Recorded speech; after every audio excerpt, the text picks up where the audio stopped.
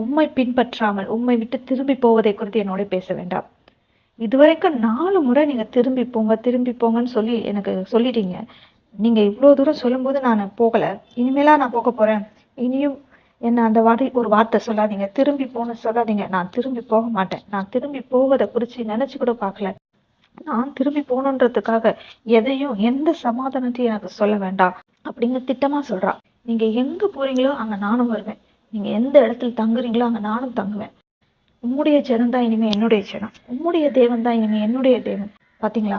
ரூத்தின் வார்த்தை அவள் இவ்வளவு பேசினாலும் கடைசியாக உம்முடைய தேவன் தான் என்னுடைய தேவன் என்று கூறுகிறாள்.